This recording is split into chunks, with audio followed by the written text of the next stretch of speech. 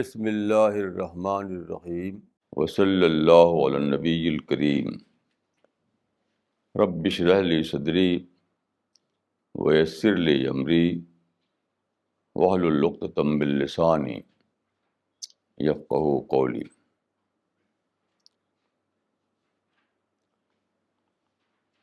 آج میں خود اپنی لائف اور اپنے ایکسپیرئنس کے بارے میں کچھ کہوں گا۔ اصل میں ایسا ہے کہ دلی میں ایک عرب ٹی وی کی ٹیم آئی ہے، تو انہوں نے 2 بار میرا ویڈیو انٹرویو ریکارڈ کیا۔ ایک تو کل تھا، ایک پہلے، بہت ڈیٹیل کے ساتھ۔ تو کل جو انٹرویو تھا اس میں کل 17 کویشچن تھے، 17۔ وہ سب میری اپنی لائف کے بارے میں تھے۔ مثلاً انہوں نے پوچھا کہ میری ارلی لائف کیسی تھی۔ ہر آدمی کی ارلی لائف کا اس کی یادیں اس کے ذہن میں رہتی ہیں، تو انہوں نے اس کے بارے میں پوچھا۔ پھر انہوں نے پوچھا کہ ان کا ایک کوشچن یہ تھا کہ ما ہی الاحداث والشخصیات التی اثرت فی شخصیتکم الکریمہ۔ اس کا مطلب یہ تھا کہ what are those events and personalities that influenced you most. What are those events and personalities that influenced you most؟ یہ تھا۔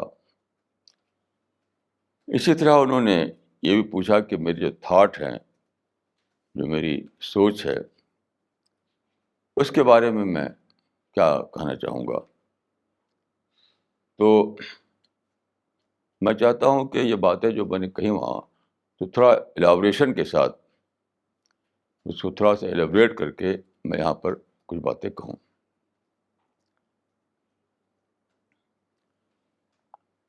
دیکھیے، ایک تو یہ میں نے کہا کہ میری جو ارلی لائف ہے وہ بہت زیادہ سملر ہے پرافٹ آف اسلام کی ارلی لائف سے۔ دیکھیے، اس کا مطلب یہ نہیں کہ میں اپنے کو الگ کر کے کچھ کہہ رہا ہوں، نہیں۔ میں یہ کہہ رہا تھا یا کہہ رہا ہوں کہ پرافٹ آف اسلام جو تھے ان کے بارے میں قرآن میں ہے کہ لقد کان لکم فی رسول اللہ اسوۃ حسنہ۔ وہ تمہارے لیے اگزامپل ہیں، ماڈل ہیں۔ تو میرا ماننا یہ ہے کہ آپ کا یہ اگزامپل صرف اس وقت سے شروع نہیں ہوتا جب کہ آپ پرافٹ بنائے گئے، یعنی 610 AD سے شروع نہیں ہوتا، بلکہ جب آپ پیدا ہوئے 570 میں، تب سے شروع ہو جاتا ہے۔ اور میں سمجھتا ہوں کہ پرافٹ کی زندگی اس اعتبار سے بھی ایک آئیڈیل کورس آف لائف ہے، یعنی بچپن سے جوانی تک پہنچے، پھر 40 ایئرس کے پہنچے، پھر آپ کو خدا نے پرافٹ بنایا۔ تو یہ جو کورس آف لائف ہے آپ کا، وہ میں سمجھتا ہوں کہ آئیڈیل کورس آف لائف ہے۔ تو میں اپنے کو فارچونیٹ سمجھتا ہوں کہ میری زندگی بھی اسی آئیڈیل کورس آف لائف سے گزری۔ اگرچہ ہسٹری میں بہت ہی کم ایسے لوگ ہوئے ہیں، بہت ہی کم، جو اس کورس آف لائف سے گزرے ہوں، جس کو میں آئیڈیل کورس آف لائف کہتا ہوں۔ لیکن بہرحال پرافٹ کی یہ زندگی بھی ہمارے لیے ایک نمونہ ہے. اور اگر کوئی آدمی یہ پائے کہ اس کی زندگی کا کورس، اس کا جو کورس آف لائف ہے، اس ڈھنگ پر چلا جو پرافٹ کا کورس آف لائف تھا، تو اس کو اپنے کو بہت زیادہ فارچونیٹ سمجھنا چاہیے. تو یہ بھی رسول اللہ کا ایک ایگزامپل ہے، ایک ماڈل ہے. یعنی آپ کا وہاں تک پہنچنا، یعنی 40 سال ہو کر کے آپ کو جو پرافٹہڈ ملی، تو وہاں تک پہنچنے کا جو آپ کا جو کورس آف لائف ہے، وہ بھی ایک آئیڈیل کورس ہے. میں سمجھتا ہوں کہ بیسٹ ماڈل ہے وہ. اس سے اچھا ماڈل کسی انسان کے لیے اور کوئی نہیں ہو سکتا ہے. اب میں اس کے بارے میں کچھ عرض کروں گا. قرآن کی دو چیپٹرس، دو چھوٹے چھوٹے چیپٹرس ٹھیک اسی کے بارے میں ہیں. وہ ہے والضحیٰ اور عالم نشرہ. یہ قرآن کے آخری حصے میں ہے. یہ دونوں چیپٹرس چھوٹے چھوٹے، یہ دونوں یہی بتاتے ہیں. تو دیکھیے سورہ والضحیٰ کو لیجیے. والضحیٰ واللیل اذا سجا ما ودعک ربک وما قلی وللآخرۃ خیر لک من الاولی وَلَسَوْفَ يُعْطِيكَ رَبُّكَ فَتَرْضَىٰ. اب یہاں سے دیکھیے یہ شروع ہوتا ہے. أَلَمْ يَجِدْكَ يَتِيمًا فَآوَىٰ وَوَجَدَكَ ضَالًّا فَهَدَىٰ وَوَجَدَكَ عَائِلًا فَأَغْنَىٰ. یہ ہے جس کو میں کورس آف لائف کہہ رہا ہوں. یعنی آپ پیدا ہوئے تو آپ کے باپ مر چکے تھے، اور جلدی آپ کی ماں بھی مر گئی. اس کا مطلب ہے کہ آپ اپنی ارلی لائف میں آرفن بن گئے، یتیم.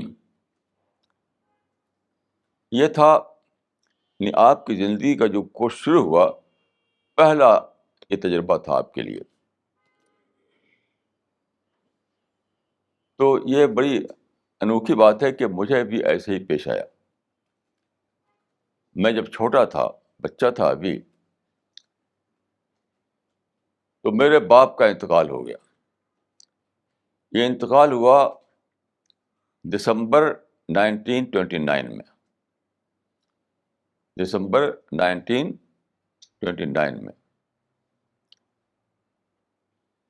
اس وقت میں چھوٹا بچہ تھا، تو میرا انتقال ہو گیا. دیکھیے یتیم ہونا اکثر لوگ سمجھتے ہیں کہ یہ کوئی ڈس ایڈوانٹیج ہے آدمی کی زندگی میں. لوگ اس کے صرف مائنس پوائنٹ کو جانتے ہیں.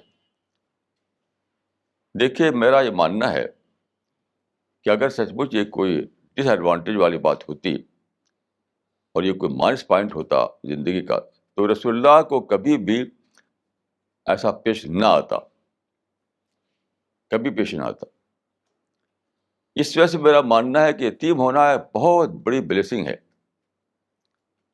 بہت بڑی بلیسنگ ہے. وہ میں خود میں اپنے آپ میں اس کا ایکسپیرئنس کیا. دیکھیے کیسے ہوا میرے ساتھ.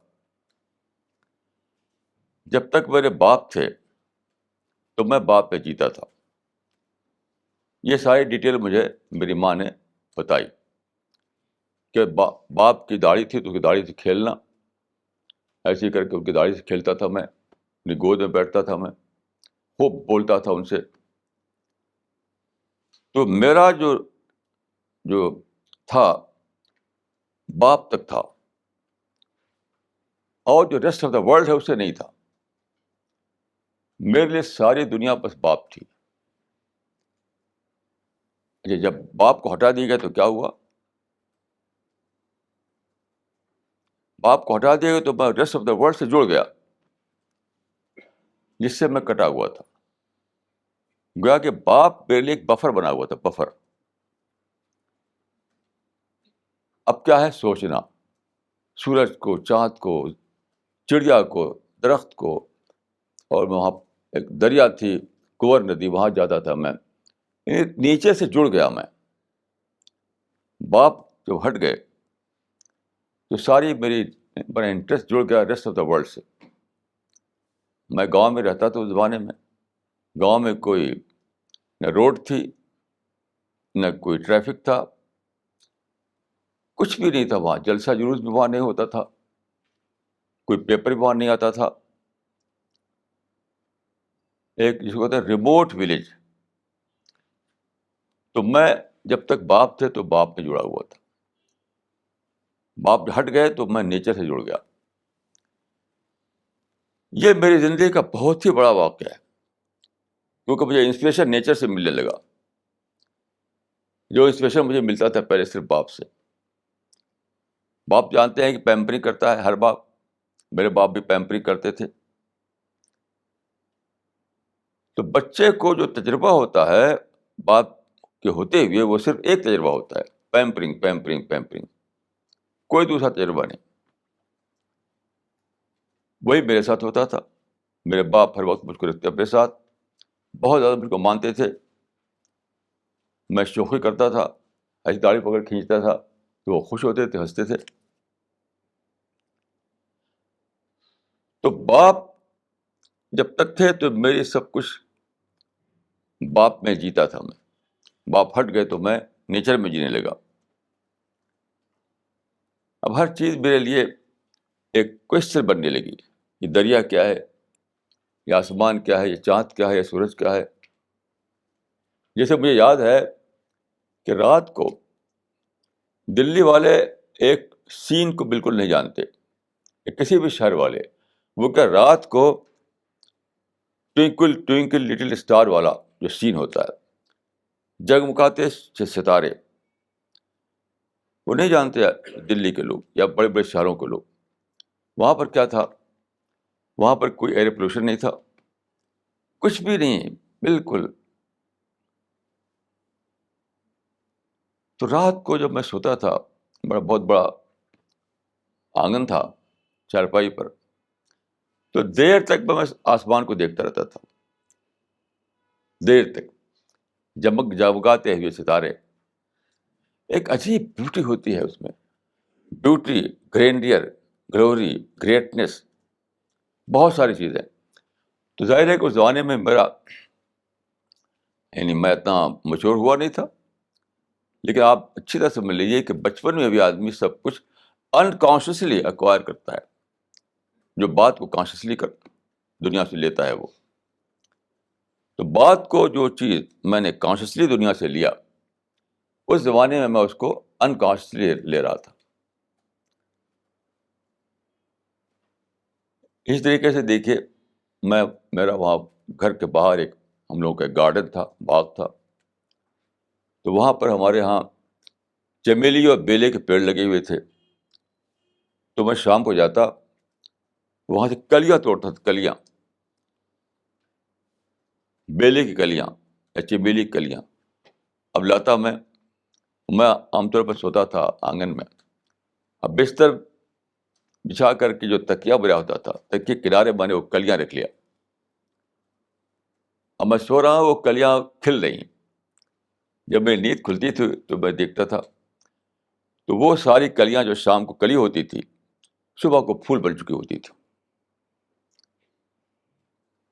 یہ کرتا تھا میں کہ شام کو جا کر کے اپنے جو باغ ہمارا تھا اس سے کلیاں نکالتا تھا، چمیلی اور بیلے کی کلیاں،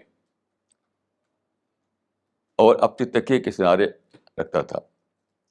جب میں سوتا تھا تو ہوتی تھی کلیاں، اور صبح کو جب جاگتا تھا تو اسے ہو چکتی تھی پھول. اب یہ ایک ایکسپیرئنس تھا، بہت بڑا ایکسپیرئنس. کلی پھول بن رہی ہے، پوٹینشیل ایکچوئل بن رہا ہے. کتنا بڑا ایکسپیرئنس ہوتا تھا جو مجھے اس وقت انکانشیسلی ملتا تھا، مجھے انکانشیسلی. یہ ہے یتیمی. اگر باپ زندہ رہتے تو یہ سب کچھ نہ ہوتا. پھر تو میں باپ کی گود میں سوتا. بس دنیا میرے لیے باپ کی گود ہوتی. دنیا جو ہوتی میرے لیے باپ کی گود ہوتی، باپ کی پیمپرنگ ہوتی. تو یہ جو رسول اللہ کو یتیم بنا دیا گیا، یاد رکھیے یہ بلیسنگ تھی آپ کی، اور یہ آئیڈیل کورس آف لائف ہے، یہ آئیڈیل آئیڈیل آئیڈیل، اس سے بہتر کچھ نہیں ہے۔ تو میری خوش قسمتی ہے کہ مجھے زندگی کا آغاز یہاں سے ملا جہاں سے پرافٹ کو ملا تھا۔ تو اور بھی کچھ لوگوں کو ملا ہوگا ہسٹری میں صرف یہ کہہ رہا ہوں کہ پرافٹ کی ہر زندگی آئیڈیل ہے۔ جب سے پرافٹ بنے آپ، بات کی بھی آئیڈیل ہے آپ کے لیے، ماڈل ہے، لیکن بچپن سے بھی آپ کی جو زندگی ہے، جو آپ کا کورس آف لائف ہے، وہ بھی ماڈل ہے، وہ بھی آئیڈیل ہے۔ جو جس کو مل جائے، میں سمجھتا ہوں کہ بہت بڑا فارچونیٹ ہے وہ۔ تو ہسٹری میں بہت سے لوگوں کو ملا ہوگا جن کو میں نہیں جانتا، میں نے کتابوں میں نہیں پڑھا، لیکن ضرور ملا ہوگا کچھ لوگوں کو اور بھی۔ اپنے بارے میں کہہ سکتا ہوں کہ یہ جو آئیڈیل کورس آف لائف ہے وہ مجھے بھرپور طور پر ملا۔ اب دیکھیے، علم یجد کا یتیمن فآوا ووجدک ضالًا فہدیٰ۔ اب دیکھیے دوسرا کیا ہے، زال۔ پہلے یتیمی ہے، آرفنیج، اس کے بعد زال۔ زال کا مطلب کیا ہوتا ہے؟ زال کے معنی ہوتے ہیں بیولڈرڈ، یعنی سیکر۔ تو پہلا اسٹیج تھا یتیمی، دوسرا اسٹیج کیا بنا؟ وہ سیکر ہو گئے آپ، سیکر۔ آرفنیج سے آپ سیکر ہو گئے۔ تو ٹھیک وہی میرے ساتھ ہوا، وہی ہوا میرے ساتھ۔ ہر چیز میں مجھے ایک کیوریاسٹی کا سبق ملتا تھا، جسے میں نے عرض کیا کہ کلی پھول بن رہی ہے۔ ندی جو تھی مئی جون میں سوکھ جاتی تھی، بالکل سوکھ۔ اب بارش ہوئی، اب خوب پانی بہہ رہا ہے اس کے اندر، وہ مجھے ایک کیوریاسٹی بنتا تھا، کہاں سے پانی آ رہا ہے، کہاں پانی جا رہا ہے، کیوں سوکھتا ہے، کیوں پھر بہنے لگتا ہے۔ یعنی ایک ایک چیز اس زمانے میں میرے لیے انکانشیسلی ایک کیوریاسٹی جگاتی تھی۔ اور آپ سمجھ لیجئے کہ بہت ہی بڑی بات ہے کسی کے اندر کیوریاسٹی پیدا ہو جائے، جس کو کہتے ہیں آج کل کے سائنس میں spirit of inquiry. Spirit of inquiry, سارے سائنسز کے پیچھے جو چیز ہے وہ کیا ہے؟ Spirit of inquiry. جتنے بھی ڈسکوریز ہیں سائنس میں، تو کہاں سے شروع ہوئیں؟ انکوائری کی اسپرٹ، انویسٹیگیشن کی اسپرٹ، ایکسپلور کرنے کی اسپرٹ۔ تو مجھے یتیم ہو کر کے خدا نے مجھے کیا دیا؟ اسپرٹ آف انکوائری دے دی۔ یہ میں اب بات کو جان پایا کہ یہ چیز اسپرٹ آف انکوائری تھی، لیکن اس وقت انکانشیسلی یہ سب کو ہو رہا تھا، یہ سب کچھ، ہر چیز کو یعنی کیوریاسٹی کے ذریعے سے دیکھنا، ہر چیز کو جاننے کی کوشش کرنا۔ باپ ہوتے تو میں ان کا ہاتھ پکڑ کر کے چلتا، انہیں سے پوچھتا، انہیں پر میں نربھر کرتا، انہیں پر ڈپینڈ کرتا۔ اب میں خود ہر چیز کو جاننے کی کوشش کرنے لگا۔ تو پہلے میں آرفن بنا، اس کے بعد وہ سیکر بنا۔ سیکر بہت برسوں میں یہ پیریڈ بھی لائف میں ہے جب کہ میں سیکر بنا اور سچائی کی تلاش میں سرگرداں رہا۔ یہ دوسرا ہوا۔ اب تیسرا جو ہے دیکھیے، ووجدک ضالًا فہدیٰ۔ تم کو پایا سیکر تو پھر تم کو دیا گائیڈنس۔ وہی میرے ساتھ ہوا کہ جب میں سیکر بنا تو گویا کہ میں ریسیپٹیو بن گیا۔ ریسیپٹیو، سیکر کا مطلب ہے ریسیپٹیو ہونا۔ جب آپ ریسیپٹیو ہو تبھی ایسا ہوتا ہے کہ آپ باتوں کو جب پائیں باتوں کو تو بھرپور طور پر اس کو لے لیں۔ جسے سوکھی زمین میں پانی جب آتا ہے تو ایک دم وہ اس میں جذب ہو جاتا ہے۔ گیلی زمین میں پانی ڈالیں تو وہ اوپر رہے گا، سوکھی زمین میں ڈالیں تو اسی کے اندر وہ جذب ہو جائے گا۔ یہ معاملہ اس بات کا ہے کہ آدمی سیکر ہو تو ریسیپٹیو ہوتا ہے، ریسیپٹیو ہو، بات ملے گی تو بھرپور طور پکڑ لے گا اس کو۔ تو پہلے بس آفر بنا، پھر سیکر بنا، پھر کیا ہوا کہ مجھے سچا راستہ ملا، خدا کی ہدایت ملی. یعنی اس میں بہت سارے بیچ میں اسٹیجز ہیں. میں وہ اس کو نہیں لے رہا ہوں، مطلب ہسٹوریکل وے میں نہیں لے رہا ہوں، اس کو ہسٹوریکل وے میں نہیں، بلکہ قرآن کے اس آیتوں کو شرح کر رہا ہوں کہ کس طرح سے جو آئیڈیل کورس آف لائف ہے وہ کیا ہے، جو پرافٹ کی زندگی میں ایک ماڈل کے طور پر ہم دیکھتے ہیں کہ عارفر بننا، پھر سیکر بننا، پھر اس کو سچائی کی ڈسکوری ہونا. تو میرا ساتھ ایسے ہوا، اگرچہ میں although I was born in a Muslim family, but in later period of my life I became a seeker. Then I rediscovered Islam. So Islam is by discovery. Islam is not, for me, Islam is not simply a family religion, ancestral religion. Islam is by discovery. یہ ہے فہدہ.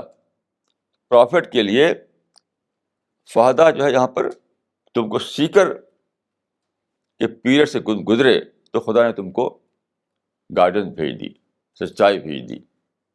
یہ ہے. اب اس کے بعد اب دیکھیے، علم یجد کا یتیما فآویٰ ووجدک ضالا فہدیٰ ووجدک عائلا فأغنیٰ.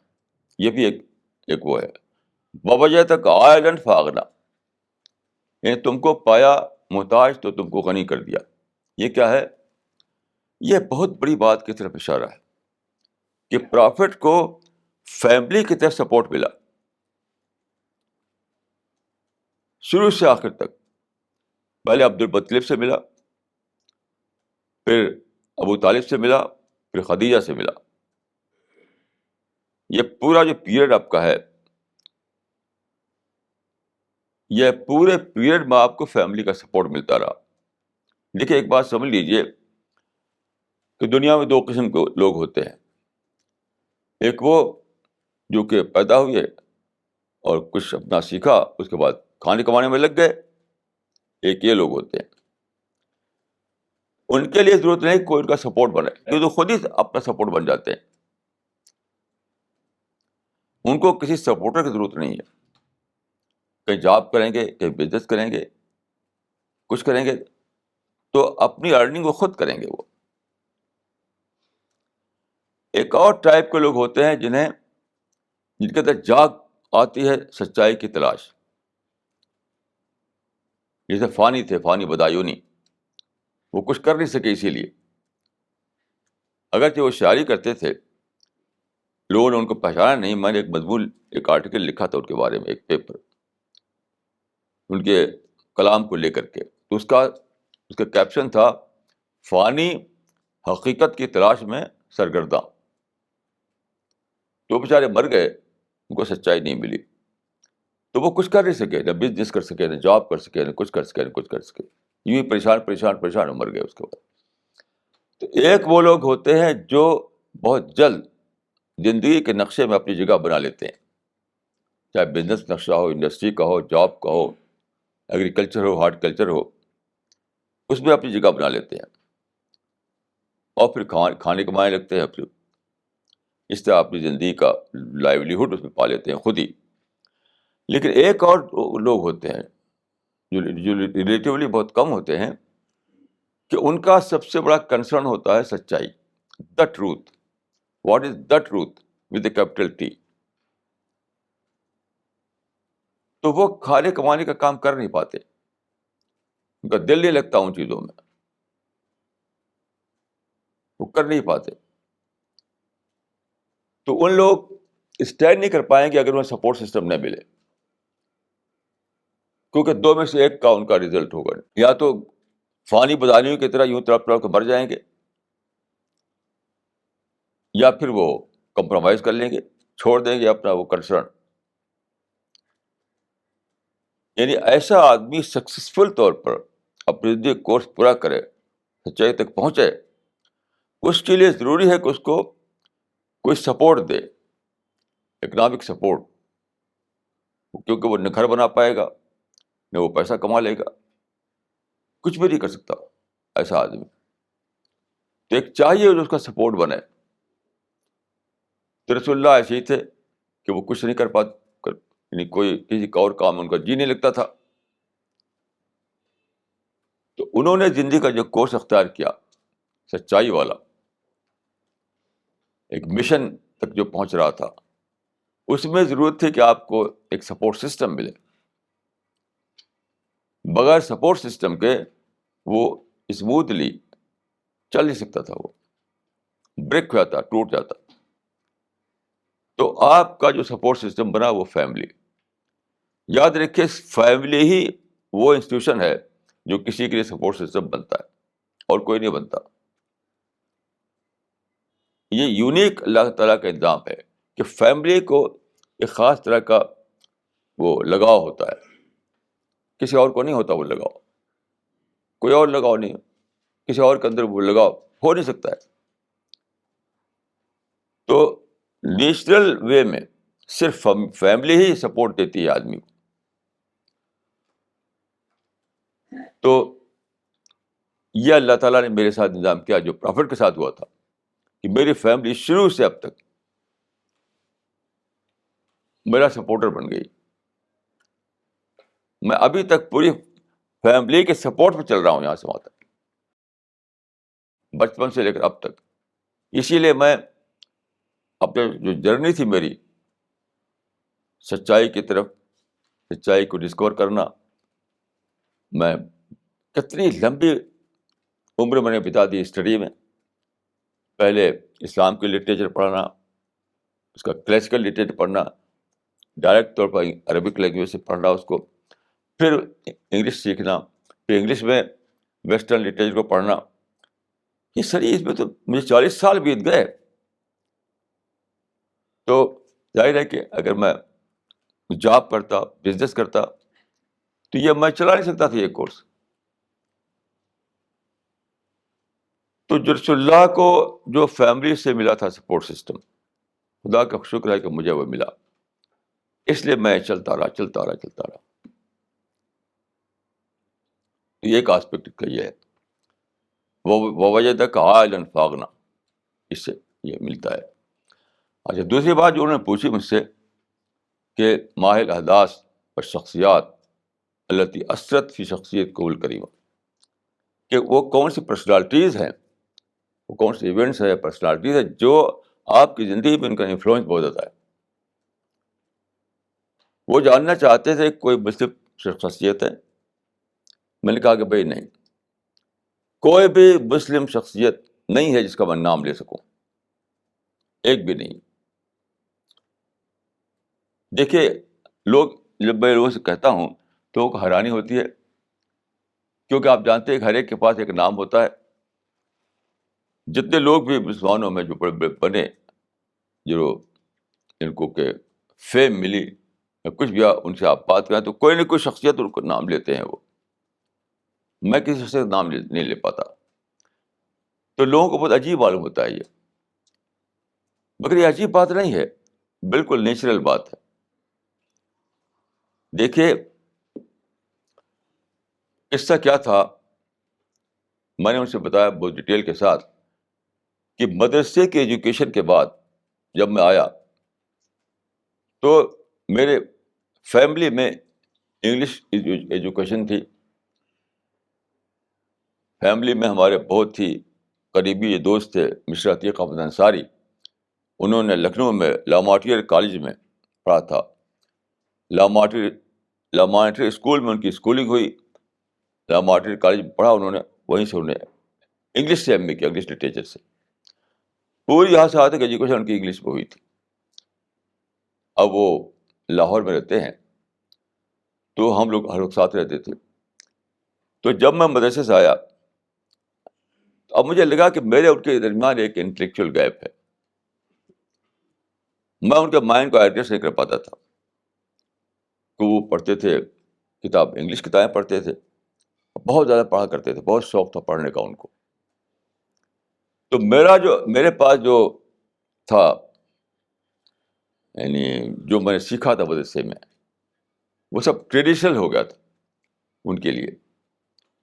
وہ چاہتے تھے ماڈرن ایڈیم میں بات کو سمجھیں, اور میرے پاس ٹریڈیشنل ایڈیم تھا. اب اس کی وجہ سے کیا ہوا, یہ ایک لمبی کہانی ہے کہ میں نے یہ سوچا کہ مجھے انگلش پڑھنا ہے, ویسٹرن لٹریچر پڑھنا ہے, ویسٹرن ماڈرن تھاٹ کو جاننا ہے. تو اس کام کے لیے یہ جو میرا سپریم کنسرن بنا, میں دیکھا تو کسی بھی مسلمان کی بک میرے لیے اس میں ہیلپر نہیں تھی. جو ٹاپ کے لوگ ہیں, جیسے مثال کے طور پر چند ایک مثال دیتا ہوں آپ کو. ابن تیمیہ کی بہت بڑا درجہ ابن تیمیہ کا ہے. ان کی کتاب الجواب الصحیح من بدل دین المسیح مثال کے طور پر بہت زبردست کتاب مانی جاتی ہے. لیکن کیا ہے, وہ تو ڈبیٹ ہے, وہ تو مسلم کرسچن ڈبیٹ ہے. مجھے ڈبیٹ تو کرنا نہیں تھا, مجھے تو ماڈرن مائنڈ جو ہے انسان کا اس کو ایڈریس کرنا تھا, مجھے ڈبیٹ نہیں کرنا تھا.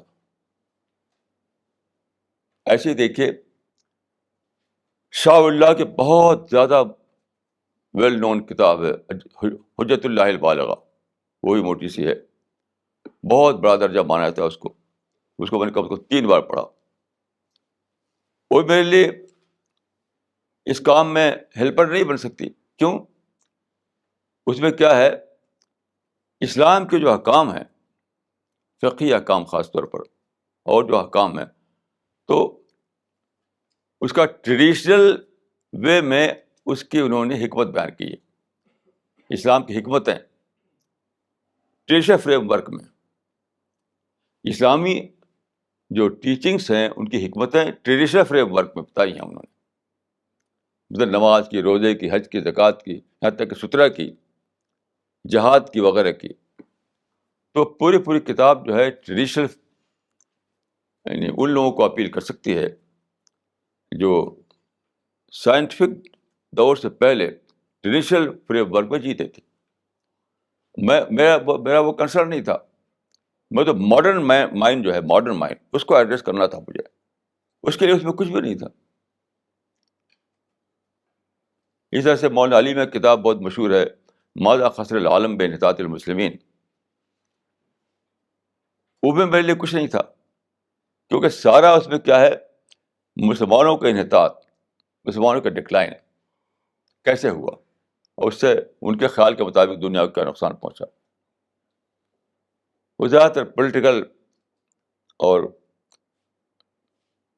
مسلمانوں کا جو دنیوی اعتبار سے دبدبا ہوا, اس کو لے کر کے وہ کتاب ہے.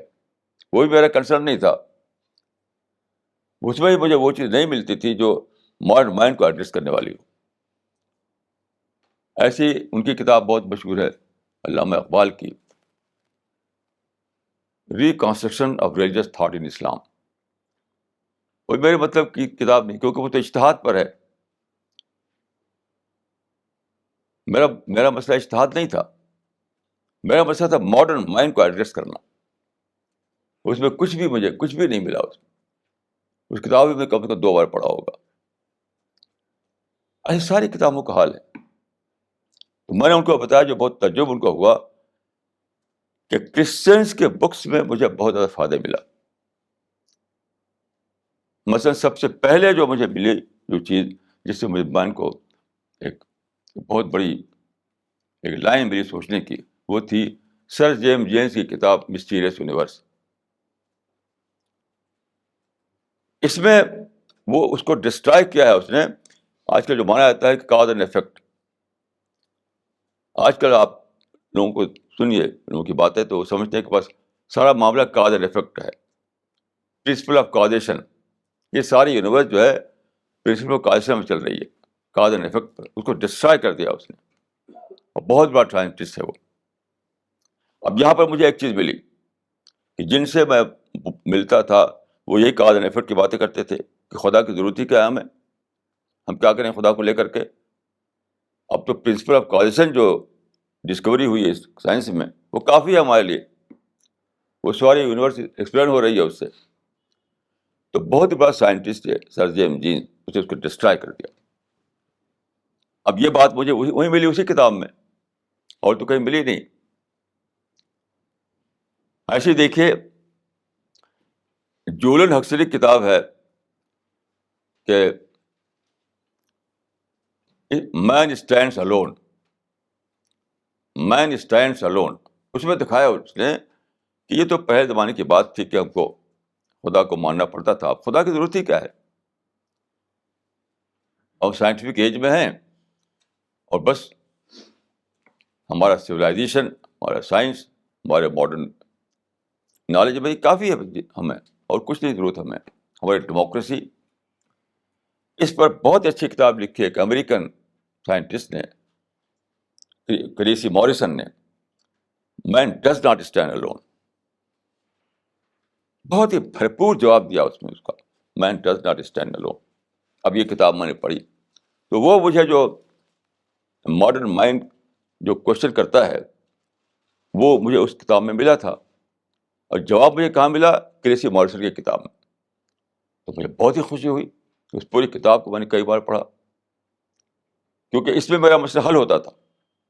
جس مائنڈ کو مجھے ایڈریس کرنا تھا یہی سب کوشچن پوچھتے تھے, ان کے یہی سب ڈاؤٹس ہوتے تھے, یہی سب ڈاؤٹ.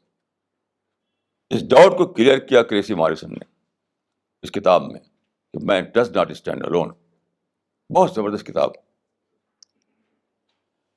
اور میں نے ان سے بتایا تو بہت ان کو تعجب ہوا کہ سب سے بڑا جو فائدہ مجھے ملا اس میں وہ ایک ایتھیسٹ کی کتاب سے. وہ خود مذہب کو نہیں مانتا, لیکن مجھے اسی میں ایک ایسی بات ملی. وہ کیا, میں نے کہا کہ اس زمانے میں میں ایک پروفیسر سے ملا تھا, فلاسفی کے پروفیسر سے. تو اس نے کہا کہ جناب آپ جانتے ہیں اسلام میں صرف سیکنڈری ریشنلزم ہے, پرائمری ریشنلزم اسلام میں نہیں ہے. اب مجھے بہت شاک لگا مجھ کو اس میں. اب یہ ایک کوشچن تو ابن تیمیہ کو, شاہ ولی اللہ کو, ابن تیمیہ کو, ڈاکٹر اقبال, کسی کو پیش نہیں آیا, یا کم از کم انہوں نے لکھا نہیں اس سوال پر, کسی نے لکھا نہیں اس بات کو. اب اس نے کہا کہ اسلام میں صرف سیکنڈری ریشنلزم ہے, پرائمری ریشنلزم نہیں ہے. اب اس کے بعد میں نے کتاب پڑھی برٹرن رسل کی, ہیومن نالج. وہی موٹی سی کتاب ہے.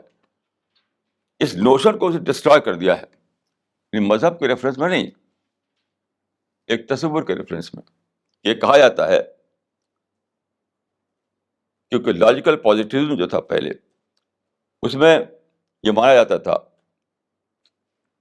تو اس نے اس کو ڈسٹرائے کر دیا ہے. اگر اس نے ڈسٹرائے کیا ہے ایز اے یعنی سائنٹیفک کانسیپٹ, اس میں مجھے ایک بہت بڑی بات مل گئی. اور اس کو میں نے لکھا پھر سائنس اینڈ ریلیجن میں, کہ اسلام میں اسی طرح سے پرائمری ریشنلزم ہے جس طرح سے دوسرے ڈسپلن میں ہے. اس کی ڈیٹیل آپ پڑھ سکتے ہیں میری کتاب جو ہے ریلیجن اینڈ سائنس میں.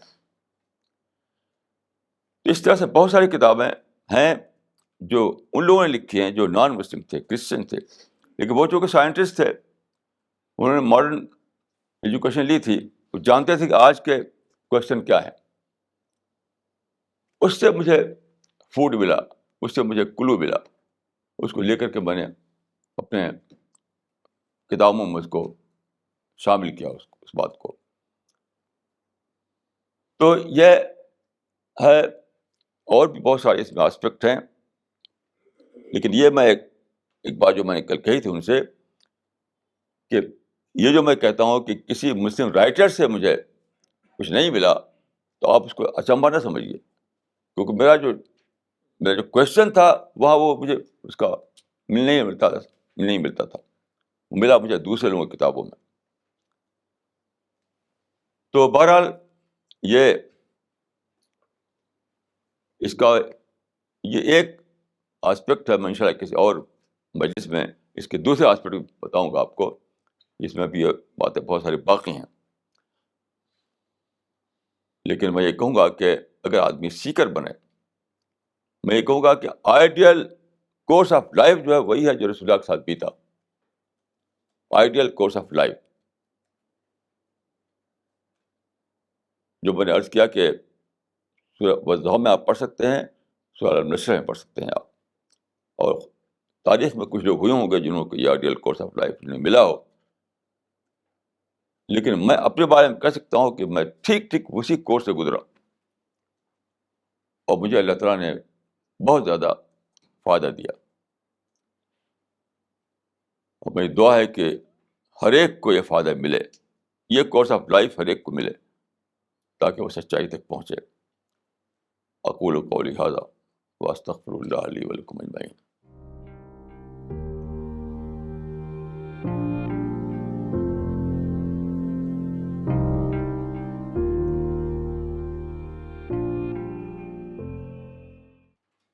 This question is from Hussein Bano. What is Lohe Mahfuz? Could you please elaborate?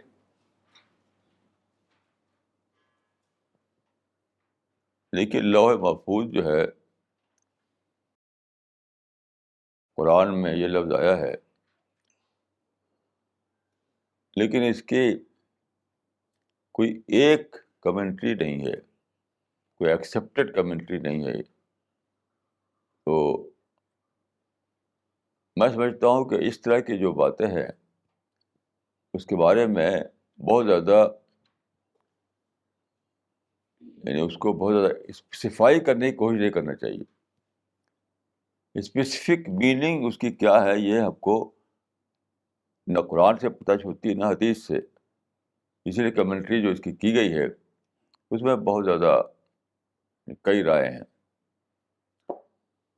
تو میں اس سے زیادہ کچھ نہیں کر سکتا کہ آپ جو کتابوں میں لکھا ہے وہ پڑھ لیجیے، کہ ہر تفسیر میں آپ کو مل جائے گا، فی لوح محفوظ جو آیت ہے اس کے تحت کسی بھی تفسیر میں آپ کو مل جائے گا۔ باقی اس سے زیادہ میرے پاس کچھ کہنے کے لیے نہیں ہے، میں خود اسی پر عمل کرتا ہوں کہ حدیث میں ایک آیا ہے، ایک حدیث ہے، اس میں 4 باتیں ہیں۔ 4 باتوں میں سے ایک بات یہ ہے کہ سکت عن اشیاء من غیر نسیان فلا تبحثوا عنہا۔ بعض چیزوں کے بارے میں خدا نے ڈیٹیل نہیں دی ہے بغیر بھولے ہوئے، تو تم اس کے بارے میں زیادہ بحث نہ کرو۔ اسی لیے ایک عالم نے کہا ہے کہ ما ابہمہ اللہ، خدا نے جس چیز کو مبہم رکھا ہے اس کو تم بھی مبہم رکھو۔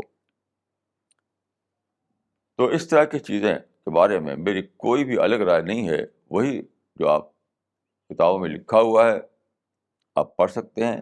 کوئی بھی کمنٹری آپ کے پاس جو ہو، ہر کمنٹری آپ کو مل جائے گا، بس اس سے زیادہ میں آپ کو کچھ نہیں کر سکتا۔ اس سے صرف یہ کہہ سکتا ہوں کہ یہ ٹینڈنسی کوئی ہیلدی ٹینڈنسی نہیں ہے۔ کچھ لوگوں کو میں دیکھتا ہوں کہ بہت زیادہ اسی کے چکر میں رہتے ہیں کہ الف لام میم کا کیا مطلب ہے، کاف آیا عین صاد کا کیا مطلب ہے، لوح محفوظ کا کیا مطلب ہے۔ یہ کوئی ہیلدی ٹرینڈ نہیں ہے، کیونکہ اس میں آپ کو آخر میں ملے گا کنفیوژن کنفیوژن کنفیوژن کنفیوژن۔ جس چیز کے بارے میں ہمیں اسپیسیفک انفارمیشن مل نہ سکتی ہو، اس کے بارے میں یہی ہے کہ ما ابہمہ اللہ، کہ جتنا بتایا گیا ہے اسی کو سب کچھ سمجھ کر کے بس مان لینا۔ اور ہزاروں لاکھوں کروڑوں چیزیں ہیں جن کے بارے میں ہم زیادہ تحقیق کر سکتے ہیں، اس کو سمجھنے کی کوشش کیجیے۔ اسی میں کیا ضرورت ہے کہ آپ زیادہ اس کا وہ کریں۔ جیسے میں نے آج ہی آپ کو بتایا کہ بہت چیزیں جو تھیں وہ انڈسکورڈ پڑی ہوئی تھیں۔ مثال کے طور پہ یہی بات جو میں نے کہی کہ اسلام میں پرائمری ریسیڈنس نہیں ہے، صرف سیکنڈری ریسیڈنس ہے۔ ہزاروں علماء پیدا ہوئے لیکن کسی نے کی تحقیق نہیں کی۔ کیوں؟ لوگ اسی پڑھے رہتے ہیں، زیادہ تر سارے لوگ اسے پڑھے رہتے ہیں انہیں باتوں میں، لوح محفوظ کیا ہے، الف لام میم کا مطلب کیا ہے، فلاں کیا، یہ کیا، وہ کیا۔ تو یہ جو حدیث میں کہا گیا ہے کہ اس سے زیادہ بحث نہ کرو، اس کا مطلب کیا؟ یہ ہے پرائرٹی بیسس پر کہا گیا ہے کہ دوسری بہت سی چیزیں ان کو تم پرائرٹی دینا چاہیے۔ تو بار میں یہ کہوں گا کہ ہم میں سے ہر شخص کو یہ چاہیے کہ اگر وہ چاہتا ہے کہ زندگی کا بہت ہی تھوڑا سا ٹائم ہمارے پاس ہے اور ہم پرائرٹی بیس پر ہمیں لینا چاہیے چیزوں کو. تو ان چیزوں کے بارے میں زیادہ اپنا دماغ لگائیے جس میں آپ اور جان سکتے ہوں, جاننے کی پوزیشن میں ہوں. جس میں آپ جاننے کی پوزیشن میں نہ ہو اس میں دماغ مت لگائیے. کہ وہ کون بتائے گا اس کو؟ یا تو خدا بتائے یا رسول بتائے.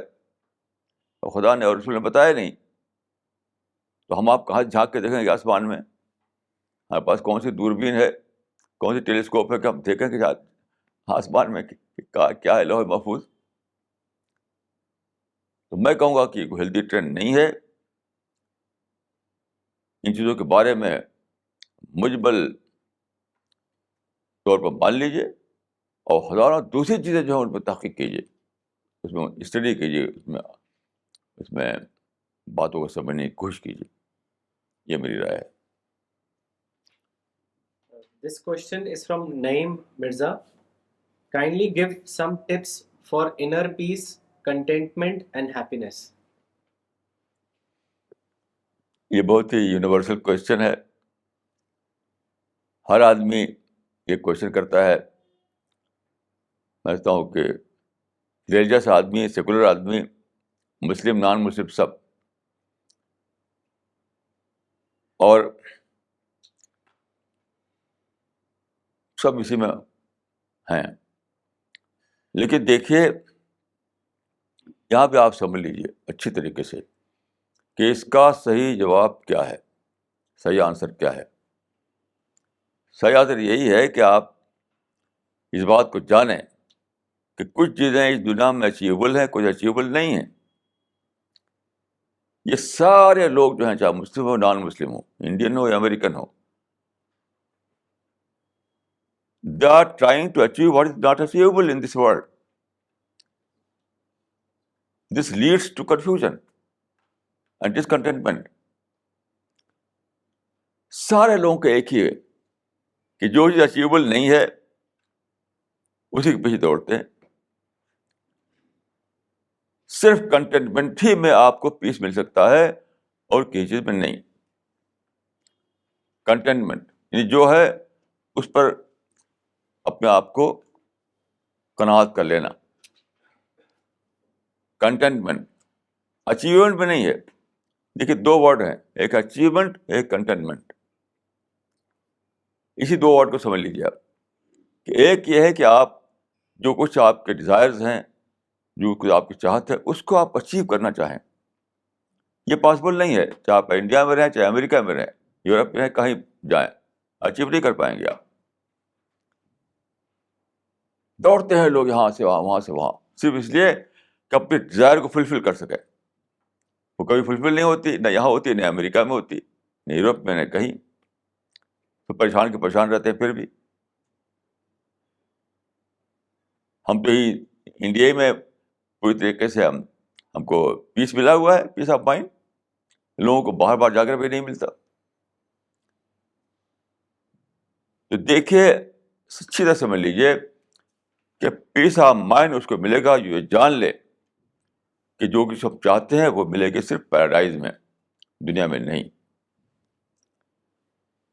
میں اس سے پہلے ایک مثال دی تھی کہ سپوز میں واک کرنے کا بہت مجھے شوق ہے, ڈیلی میں واک کرتا ہوں پارک میں خوب, اور میں ہوائی جہاز سفر کر رہا ہوں تو چاہے میں فرسٹ کلاس میں ہوں تب بھی میں ہوائی جہاز میں واک نہیں کر سکتا. وہاں مجھے پارک نہیں ملے گا, پارک جہاں میں واک کر سکوں. تو کیا وہاں پر پیس آف مائنڈ کیسے ملے گا؟ یہ مان کر ملے گا کہ ہوائی جہاز کے اندر پارک نہیں ہو سکتا, اس لیے ہوائی جہاز کے اندر میں اس طرح سے واک بھی نہیں کر سکتا. یہ دنیا جو ہے ایسے ہی ہے.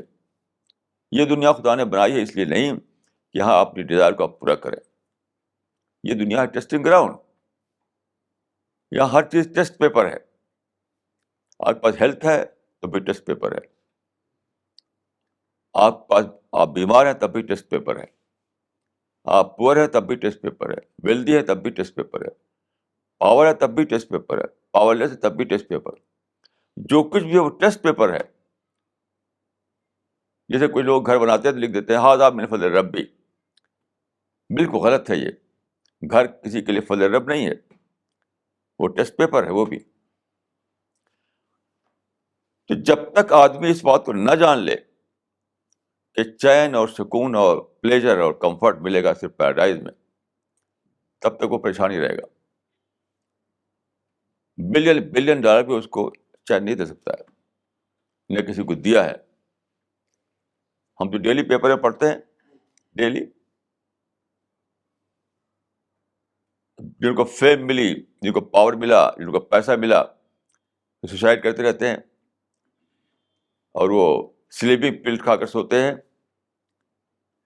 ڈیلی ہم پیپر میں پڑھتے ہیں, آپ پڑھتے ہوں گے. تو بہرحال اصل چیز یہ ہے کہ ہمارے اندر ڈیزائر ہے, لیکن ڈیزائر کو فلفل کرنے کے لیے دنیا میں نہیں بنائی گئی ہے. یہ دنیا تو ہے صرف ٹیسٹ دینے کے لیے. وہ ڈیزائر جو ہے اس کی صرف آپ کو ایک سیمپل دنیا میں مل سکتا ہے, ایک سیمپل, جس کو ہندی میں کہتے ہیں بانگی. باقی جو ہے وہ تو پیراڈائز میں ہے. تو جس طریقے سے ہوائی جہاز میں ایک آدمی چین کے ساتھ سفر کرتا ہے, جبکہ وہ اس کو وہاں کو پارک نہیں مل رہا واک کرنے کے لیے, کیوں وہ جانتا ہے کہ یہاں پارک ملے گا نہیں, تو اس کو چین آ جاتا ہے. اسی طرح سمجھ لیجیے کہ دنیا میں آپ کو بیماری بھی ہوگی, موت بھی ہوگی, ایکسیڈنٹ بھی ہوگا, مصیبت بھی آئے گی, اور سب ٹیسٹ پیپر ہوگا. میرے پاس ایک صاحب آئے, وہ مٹھائی کا ڈبہ لے کر کے.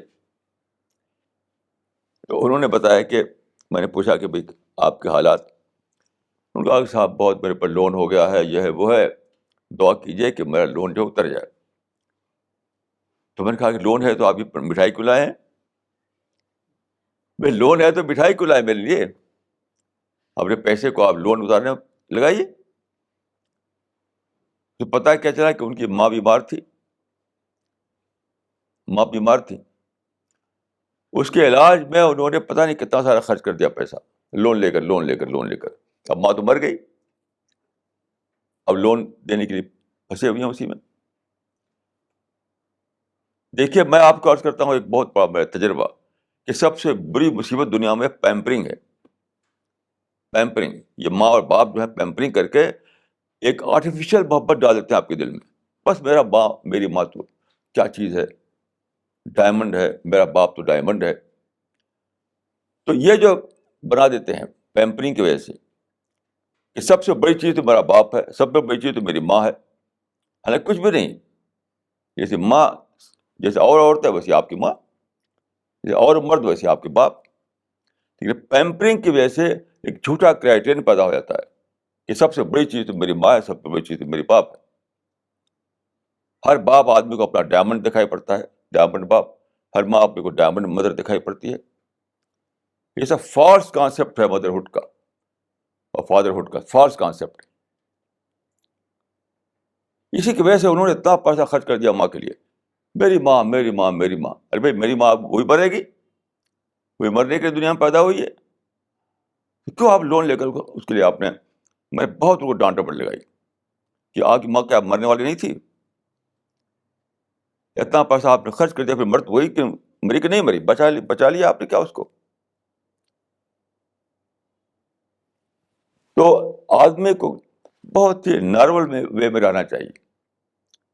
وہ جو پیمپرنگ سے ماں باپ آپ کے دل میں ڈال دیتے ہیں کہ اسپیشل ہے کوئی, یاد رکھیے میرا ایک تجربہ بتا رہا آپ کو.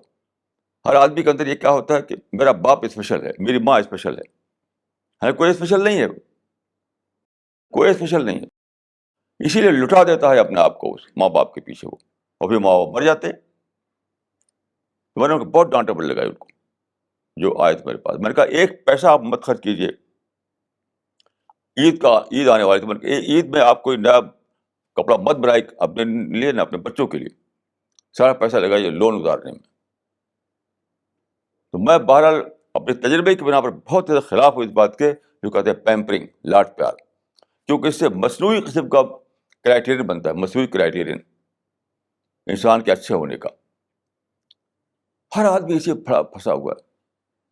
ہائے میرا باپ، ہائے میری ماں. کیوں؟ وہی پمپرنگ کی وجہ سے سمجھتا ہے کہ یہ میری ماں تو اسپیشل چیز ہے، یہ میرا باپ کی اسپیشل چیز ہے. یہ میں خود خوش قسمتی سے میرا باپ مر گیا تھا بچپن میں، اور میری ماں جو تھی بہت ہی، وہ تھی یعنی بہت سخت تھی. وہ سوا ہم لوگ کو ڈانٹ ڈپٹ کرتی تھی، کبھی پیار سے بات ہی نہیں کرتی تھی وہ میری ماں. تو میں یہ بھی خوش قسمت ہوں کہ مجھے نہیں ماں کی طرف سے، باپ سے ملی تھی پیمپرنگ، میرے باپ تو مر گئے، ماں کی طرف سے مجھے پیمپرنگ نہیں ملی. تو میں اپنے کو سمجھتا ہوں کہ بہت بلیسنگ تھی میرے لیے. اس جھوٹ میں نہیں جیا میں. اب سارے ناول جو ہے دنیا میں جتنی اسٹوری لکھی گئی یہ سب میں کیا ہے؟ ماں کو محبت کا پرتیک مانا جاتا ہے. یہ جھوٹی بات ہے. ماں بیٹا پوجن کی پرتیک ہے، لو کی پرتیک نہیں ہے. اپنے بیٹے سے اس کا ہوتا ہے، کیا محلے کے بیٹوں سے بھی ہوتا ہے کیا اس کو؟ کہ دنیا بھر کے بیٹوں سے ہوتا ہے اس کو؟ یہ کتنی بڑی فیلیسی ہے جس میں سارے لوگ پڑے ہوئے. فیلیسی. سارے ناول لکھنے والے، سارے اسٹوری رائٹر، میں ریڈیو پر سنتا ہوں میری ماں، میری ماں، میری ماں. کیا تمہاری ماں بھائی؟ تو ماں جو ہے محبت کی پرتیک نہیں ہے، بیٹا پوجن کی پرتیک ہے. یاد رکھیں اچھی طریقے سے، کیونکہ دوسرے بیٹے اس کو نہیں عزیز ہیں، دوسرے بیٹوں سے کچھ بھی اس کو دلچسپی نہیں ہے. تمہارا آرٹیفیشل لائف چھوڑیے، تبھی چین ملے گا، پیس ملے گا، ورنہ پیس نہیں مل سکتا ہے. ریئلسٹ بنیے، ریئلسٹ. جب تک آپ ریئلسٹ نہیں بنیں گے، ریئلسٹک اپروچ نہیں آئے گا آپ کے اندر، تب تک آپ کو پیس نہیں ملنے والا ہے، چین نہیں ملے گا. یہ میری زندگی کا تجربہ ہے جو میں نے عرض کیا. اگر کسی کو اس سے تکلیف ہو تو میں اس کی معافی چاہتا ہوں. This question is from Abru Aman. I would like to know the meaning of tazkiyah and how could we eradicate all evils from our heart? دیکھیے، تزکیہ کا جو لٹرل میننگ ہے وہ ہے پیوریفیکیشن. تزکیہ جو ہے پیوریفیکیشن. جہاں تک میں نے سمجھا ہے، آدمی کے اندر بار بار آتے ہیں نگیٹو تھاٹ. نگیٹو تھاٹ کو کہا جاتا ہے اسلام میں آروگینس اور لسٹ اور ہیٹ اور انٹالرنس، اینگر. یہ سب سارے نگیٹو تھاٹ ہیں، اور اسی سے آپ لوگ کو پاک کرنا ہے. پاک کرنے کا مطلب یہ نہیں کہ آپ اپنے دل سے اس طرح کے فیلنگ کو نکال دیں. نکالنا مطلب نہیں ہے، وہ ہے الکاظمین الغیظ، غصے کو پی جانے والے. دیکھیے یہاں غور کیجیے، اگر یہ ہوتا کہ غصہ نہ ہو جن کے اندر، تو ہوتا الفاقدین الغیظ. فاقدین معنی ہوتے ہیں ان کے اندر غصہ نہ ہو. تو قرآن میں یہ نہیں آیا کہ الفاقدین الغیظ جن کے اندر غصہ نہ ہو، بلکہ کہا گیا الکاظمین الغیظ، کہ غصہ تو آیا لیکن پی گئے اس کو. یہ ہے ایک برابر کی ایک اسٹرگل ہے، زندگی بھر کی اسٹرگل، کہ غصہ آئے گا آپ اس کو اندر اندر پی جائیں گے، ہیٹ آئے گی اندر اندر اس کو ڈیفیوز کریں گے، ریونج آئے گا اندر اندر ختم کریں گے اس کو، لسٹ آئے گا اندر اندر اس کو آپ مینیج کریں گے. یہ ایک اسٹرگل ہے، اسٹرگل. اسی کا نام تزکیہ، اسی کا نام تزکیہ ہے. یعنی ڈیزائر مینجمنٹ کا نام تزکیہ ہے. اسی طرح سے آپ پیوریفائی کرتے ہیں اپنے دل کو. تو حدیث میں آتا ہے کہ آدمی جب کوئی برائی کرتا ہے، کوئی ایول، تو دل پر ایک اسپاٹ پڑ جاتا ہے، بلیک اسپاٹ. تو اگر اس بلیک اسپاٹ کو اس نے نہیں دھویا تو پھر دوسرا پڑے گا، تیسرا پڑے گا، چوتھا پڑے گا، تک کہ سارا دل کالا ہو جائے گا. تو وہ کیا ہے کہ جو نگیٹو تھاٹ آئے ان کو ہم مینیج نہیں کر پائے، رہنے دیا اس کو دل میں، تو کیا ہوگا؟ یہ ہوگا کہ سارا جو ہمارا جو مائنڈ ہے وہ نگیٹو مائنڈ بن جائے گا، مائنڈ میں اسٹور ہوتا چلا جائے گا. نیگیٹو تھاٹ جو ہے مائنڈ میں اسٹور ہوتے چلے جائیں گے. تو تزکیہ یہ ہے کہ آپ مائنڈ میں اسٹور نہ ہونے دیں اس کو، یعنی نیگیٹو کو پازیٹیو میں کنورٹ کریں. مائنڈ میں اسٹور ہوتے ہوتے، مائنڈ میں اسٹور ہونے سے پہلے پہلے اس کو آپ نیگیٹو کو پازیٹیو میں کنورٹ کریں. جسے غصہ ہے تو معافی بنا دیں اس کو. لالچ، یہ حسد آیا، حسد اس کو دعا میں کنورٹ کر دیں کہ میں نے دیکھا کسی کے پاس بہت بڑا مکان ہے، بہت گاڑی اس کے پاس شاندار ہے، تو میں دعا کروں اس کے لیے، اپنے لیے دعا کرنے لگوں. تو میں نے اس نیگیٹو فیلنگ کو کنورٹ کیا دعا میں. تو جو آدمی اس طرح سے کنورٹ کرتا رہے گا اس کا دل پاک صاف رہے گا، پیوریفائڈ رہے گا. اور جو کنورٹ نہیں کرے گا تو اس کا دل کالا ہوتا چلا جائے گا. یعنی مائنڈ میں وہ as a negative item store ہوگا. اسی سے اپنے کو بچانا ہے. تزکیہ کا مطلب ہے پیوریفیکیشن، اور پیوریفیکیشن کا مطلب یہ ہے کہ ہر نیگیٹو تھاٹ کو ڈیفیوز کر کے، اس کو مینیج کر کے پازیٹیو میں کنورٹ کر لینا. میں سمجھتا ہوں وہی تزکیہ ہے. یہ ایک اسٹرگل ہے جو زندگی میں جاری رہتی ہے ہر آدمی کے ساتھ. This question is from Naeem Mirza. What is the secret of your good health and memory? جو آپ نہیں افورڈ کر سکتے، جو آپ افورڈ نہیں کر سکتے، وہ ہے وہ سمپل فارمولا ہے. Simple living high thinking. Simple living high thinking. میں اپنے پسند کی چیز نہیں کھاتا. میری بیٹی یہاں موجود سے پوچھ لیجیے. بہت ہی سمپل جو ہوگی، سب سے سمپلسٹ جو چیز وہ کھاؤں گا. ہائی تھنکنگ کیا چیز ہے؟ ہائی تھنکنگ مطلب یہ کہ اپنے آپ کو ہر چیز سے بچانے سے ہائی تھنکنگ آتی ہے. اگر آپ پھنسے رہیں ان چیزوں میں، جیسے میں نے کہا، کیا غصہ آ جائے آپ کو، اب غصے میں جی رہے ہیں، آپ غصے میں جی رہے ہیں. لالچ آ جائے، آپ لالچ میں جی رہے ہیں. حسد آ جائے، حسد میں جی رہے ہیں. ان سب سے اوپر اٹھانا پڑتا ہے اپنے آپ کو. تو سمپل لیونگ جو ہے، بہت سادہ کپڑا، بہت سادہ کھانا، سادہ بیڈ. اور اس کا کیا ہے، میرا کیا طریقہ ہے؟ میں ہوں سب سے بڑا اسٹیٹس کوئسٹ. میں اکثر کہا کرتا ہوں کہ ہسٹری کا سب سے بڑا اسٹیٹس کوئسٹ میں ہوں، کہ جو ہے وہی ٹھیک ہے، جو ہے وہی ٹھیک ہے، جو ہے بس وہی ٹھیک ہے. اور میں آپ کو ایک عرض بتاؤں، اس سے میں نے ایک بات عرض کی تھی کہ ایک پروورب ہے انگلش میں، big bird of the storm. جو ملک ہیں جہاں ٹھنڈا ہوتا ہے وہاں خاص طور پر ایسا ہوتا ہے کہ اسٹارم آتے ہیں، کولڈ اسٹارم، ٹھنڈی ہوائیں. تو جو چڑیاں ہیں وہ اس کے آ جاتی ہیں، اس میں، اس کی زد میں.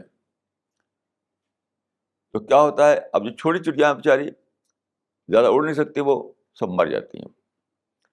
اور جو بڑی چڑیاں ہیں جن کے وہ بہت ہی اسٹرانگ ہوتے ہیں، ان کے وہ، یعنی وہ کیا کہتے ہیں اس کو، ونگ، تو وہ اڑتی ہیں اوپر کی طرف. اڑتے اڑتے وہاں پہنچ جاتی ہیں جہاں ہوا آپ جانتے ہیں آسمان تک تو ہوتی نہیں، کچھ دور تک رہے گی، اس کے بعد وہ نہیں رہے گی، اس کے اوپر نکل جاتی ہیں. یعنی اس ہوا کا جو جھونکا آیا ہے اس سے اوپر نکل گئیں. اس کو کہتے ہیں big bird of the star. تو زندگی میں بار بار ایسا ہوتا ہے. تو میں نے اسے لفظ بنایا ہے big bird thinking. Big bird thinking یعنی آدمی جو ہے سارے نیگیٹو جھونکے، سارے جو اس طرح کے پرووکیشن، ہر چیز اس سے اوپر اٹھ جائے. وہ ہر چیز اوپر اٹھ جائے. جسے میں نے کل ان سے کہا تھا جو صاحب آئے تھے کہ اس 200 سال میں آپ دیکھیں جتنے مسلم ہیں، سارے مسلم کی تھنکنگ جو بنی ہے ریئیکشن میں بنی ہے. سارے مسلم ون ٹو آل. مطلب آٹھمان پیر ٹوٹ گیا، اب لوگ جھنڈا اٹھا کے کھڑے ہو گئے. جمع الدین افغانی جیسے تھے مثلاً، اب کلونیل پاور یہاں آ گئی انڈیا میں. اب کھڑے ہو گئے، اب الکلام آزاد اور فلاں فلاں لوگ. اب فلسطین میں یہودی آ گئے تو کھڑے ہو گئے یاسر عرفات اور یہ سارے لوگ. تو کسی پولیٹیکل ایونٹ سے ریئیکٹ کر کے لوگوں کی تھنکنگ بنی. مجھے ایسا نہیں ہوا. کسی بھی کوئی بھی ایونٹ جو میری فیملی میں ہوا ہو، میرے آس پاس ہوا ہو، یا نیشنل لائف میں ہوا ہو یا انٹرنیشنل لائف میں ہوا، میں اس سے کبھی ریئیکٹ نہیں کر کے میرا سوچ بنا. میرا 100% پازیٹیو آئیڈیالوجی ہے میری. جبکہ ون ٹو آل سب کی آئیڈیالوجی جو ہے نیگیٹو آئیڈیالوجی ہے. کیوں؟ وہ ریئیکشن میں بنی ہے. وہ ریئیکشن میں بنی ہے. وہ جو ایونٹ ہوتے رہے اس 200 سال کے اندر، اسے ریئیکٹ کر کے ان کی سوچ بنی. ان کی جیسے آٹمان امپائر ختم ہوا ترکی میں، انڈیا مغل امپائر ختم ہوا، مصر میں فاطمید امپائر ختم ہوا. اس طریقے سے اس سے لوگ غصہ ہو گئے، بڑے اٹھے. اس کے ریئیکشن میں ان کی سوچ بنی. ون ٹو آل سب کا یہ حال ہے. اسی لیے سب کے اندر نگیٹیوٹی ہے. ان کی بکس پڑھیے آپ، ان کی کتابیں پڑھیے آپ. میں خدا وجہ سے میری جو سوچ ہے کسی ریئیکٹ کر کے نہیں بنی ہے. میری سوچ 100% پازیٹیو رہتی ہے ہمیشہ. بس انڈیا میں مجھے ہندوؤں سے کوئی نفرت نہیں، ہندوؤں سے میں پیار کرتا ہوں. اس کا راز کیا ہے دیکھیے، اس کو سمجھ لیجیے آپ اچھے طریقے سے. ان مع العسر یسرا. جب بھی کوئی ایسی بات ہوتی ہے جو آپ کو اچھی نہ لگے، تو وہیں پر ایک اور بات موجود ہوتی ہے جو آپ کو اچھی لگے. یہ حدیث میں یہ فارمولہ بتایا گیا ہے. فَإِن كَرِهَ مِنْهَا شَيْئًا رَضِيَ مِنْهُ الْآخَرُ. یہ بہت بڑی حکمت ہے اس میں، اس حدیث میں، کہ اگر کوئی چیز ایسی ہے جو آپ کو پسند نہیں آ رہی ہے تو وہیں پہ ایک اور چیز ہوگی جو آپ کو پسند آ جائے. میں یہی کرتا ہوں ہمیشہ، ہمیشہ ہی کرتا ہوں. تو جن چیزوں سے لوگ غصہ ہوتے ہیں اس میں میں پازیٹیو آسپیکٹ ڈھونڈ کر نکال لیتا ہوں. جیسے انڈیا میں سارے لوگ انگریزوں سے نفرت کرنے لگے، ون ٹو آل. میں نے کیا نکال لیا کہ انگریز آئے تو یہاں پر وہ ماڈرن تھاٹ لائے، ماڈرن انڈسٹری لائے، انگلش لینگویج لائے، بہت ساری چیزیں لائے. وہ انٹرنیشنلزم لائے وغیرہ. تو مجھے کوئی غصہ نہیں آتا، میں اس کو ڈیفیوز کر لیتا ہوں. تو جب تک آپ اپنے آپ کو یعنی بس سوچ سمجھ کے زندگی نہ گزاریں، سوچ سمجھ کر کے، تب تک آپ شکار ہوتے رہیں گے. اور اس کا آپ بگ برڈ تھنکر بننا پڑے گا، بگ برڈ تھنکر. تو آپ کی ہیلتھ بھی ماشاء اللہ بہت اچھی رہے گی، آپ کی سوچ بھی بہت اچھی رہے گی، اور نیچرل لائف بتائیں گے، اور نیچرل لائف آپ کو آخر تک حاصل رہے گی. یہ ہے فارمولہ میرا کہ بگ برڈ تھنکر بنیے. کسی چیز کا اثر مت لیجیے، کسی چیز کا، ہر چیز سے اوپر اٹھ جائیے آپ.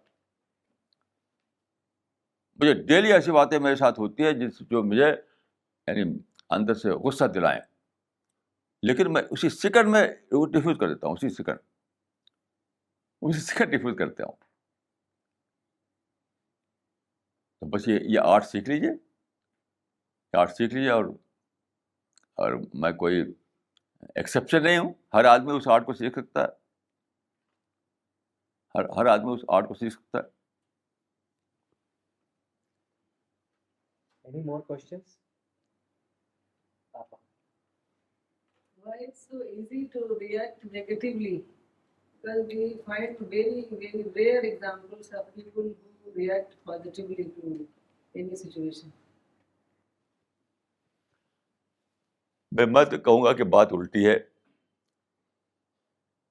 یعنی نگیٹیولی باتوں کو نہ لینا یہ آسان ہے، باتوں کو نگیٹو طور پر لینا یہ مشکل ہے. اور نگیٹو طور پر نہ لینا یہ آسان ہے. کیوں؟ اس لیے کہ بائی نیچر آدمی ہے پازیٹیو تھنکر. نیچر میں تو کچھ بھی نہیں ہے. تو آلریڈی جو میری نیچر ہے صرف اسی کو تو پریزر کرنا ہے. تو آسان سمجھتا ہوں میں اس کو. تو وہ جو باہر سے آئی ہے جو چیز،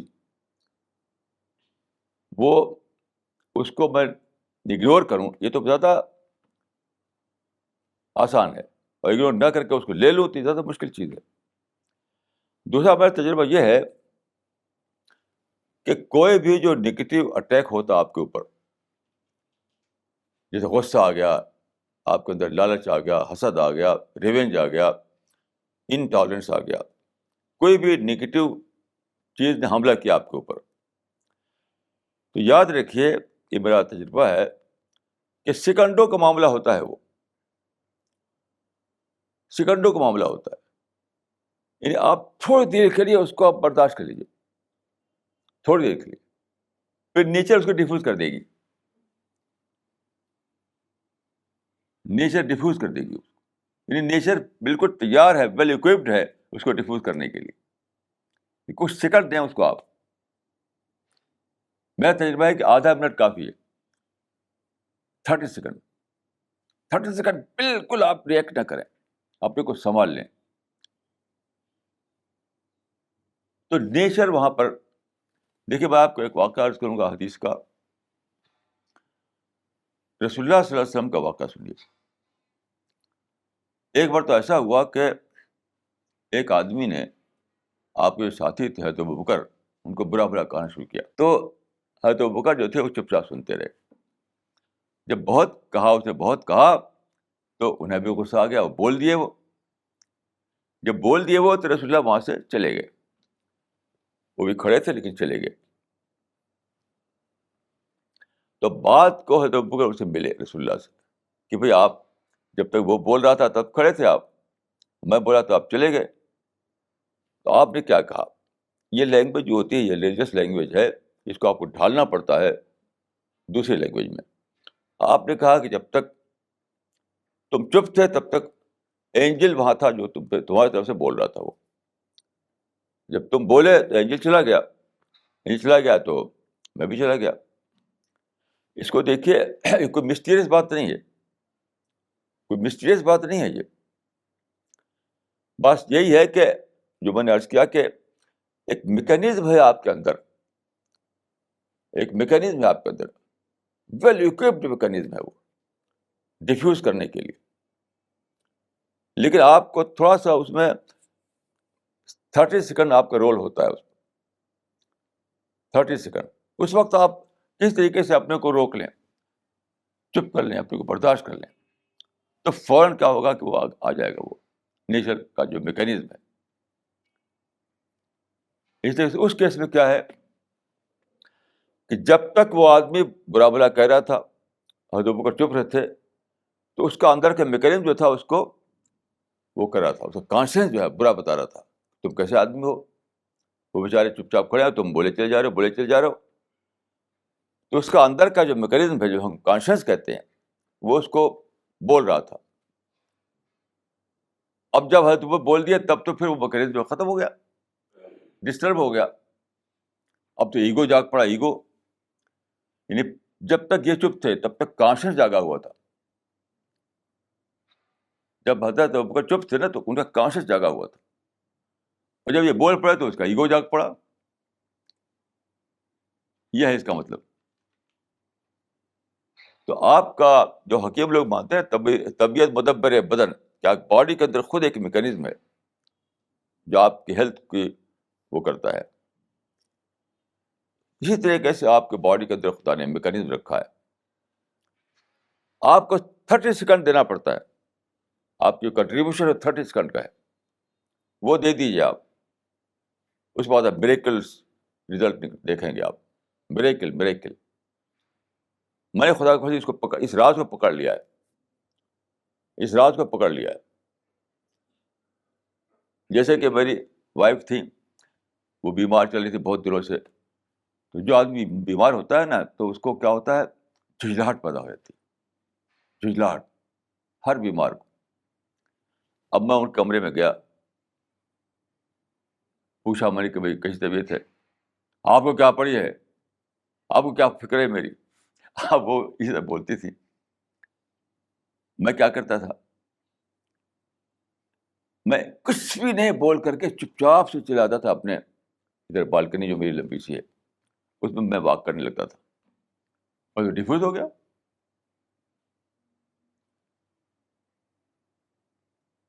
تو آپ صرف نیچر آپ کو 30 سیکنڈ مانگتی ہے آپ سے, وہ 30 سیکنڈ دے دیجیے.